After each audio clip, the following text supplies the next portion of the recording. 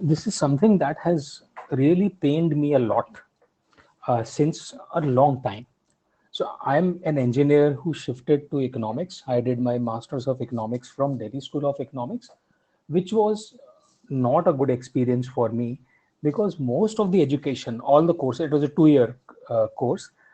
90% of my education, or let's say 80% of the education, was all math oriented. And I was an engineer and I shifted to economics because I wanted a psychological, behavioral, or economics or humanities based understanding of economics, not mathematical. And everything, social choice theory, macroeconomics. Game theory was the interesting part, but the microeconomics and the macroeconomics was heavily mathematical. What was missing, which I even miss till date, because now economics has becoming increasingly more and more relevant. Why we were not taught? Okay, a caveat, maybe in the Delhi University graduation course, because I did not do graduation because I am a graduate in engineering. Maybe in the graduation course they did cover all these events, the famous events, right? That was the year 2000 when I entered Delhi School of Economics. East Asian crisis had just happened, right? The recession of 1930s, the supply shocks of 1970s, stagflation, oil crisis.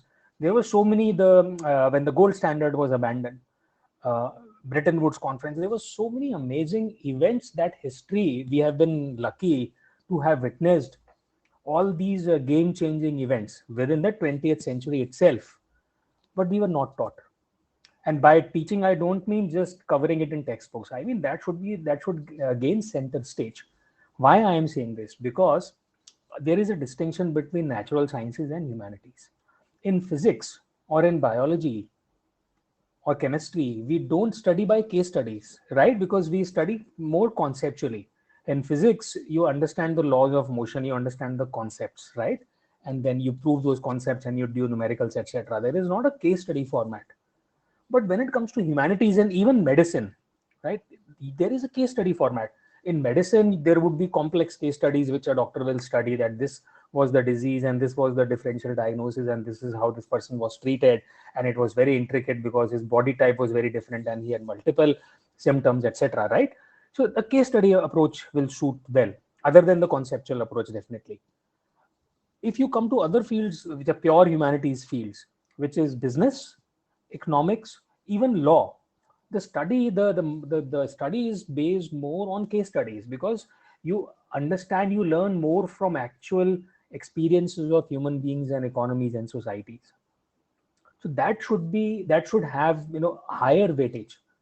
But what we saw was there was only one course of economic history when I did my master's, and that too people did not take much interest. This is another reason. Now, if you think of why economic history is not taught, because history people have aversion to.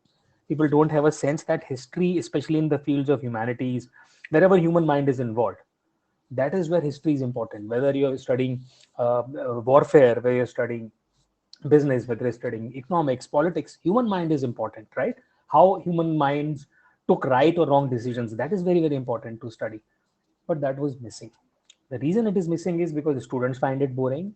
The reason it is missing is because students finding boring, so teachers that go gravitate towards these fields and do their PhDs might also not be the best of the teachers. Best of the teachers go in the line of Paul Samuelson, who started the mathematical orientation of economics.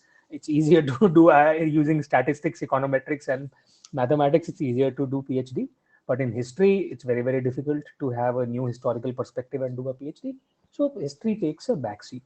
There is another problem that I realized, and I was very sad, that when it comes to a philosophical matter or a value judgment, like between capitalism and socialism, the teacher would just cover both the aspects, or would cover what was called as positive economics, which is that we will not tell what is right and wrong. We will only teach the positive side, which is the factual or the scientific.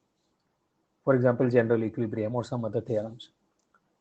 But the reason you study economics is because you want a philosophical, psychological perspective on what is right, what is wrong. You want to be able to evaluate whether Keynesian economics is right, whether classical economics is right, whether new classical is right, whether monetary theory is right, because you want that power in your hand. The reason I did my economics, I wanted power in my hand to understand what is right and wrong. But teachers, even if a teacher is clear in his mind that this is the school of thought that he belongs to. Because, for example, Austrian economists, highly respected Austrian economists, they had a view, a position, clear position in their mind. But most other institutions, most other colleges will perhaps not permit their teachers to only teach one school of thought. So the easier way out is you teach everything, or you teach mainly the positive economics, not the normative economics. So these are some of the reasons why economic history has not been taught, and that is a big gap.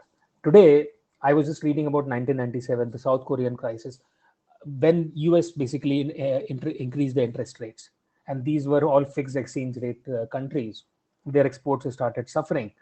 So there are so many parallels that we can draw. The stagflation of 70s, so many parallels we can draw, and we can get a better grasp on what is how to assess today the current context. But it is missing because we are not taught economic history. This is my pet peeve, and these are some of the reasons which I could think of. Thank you.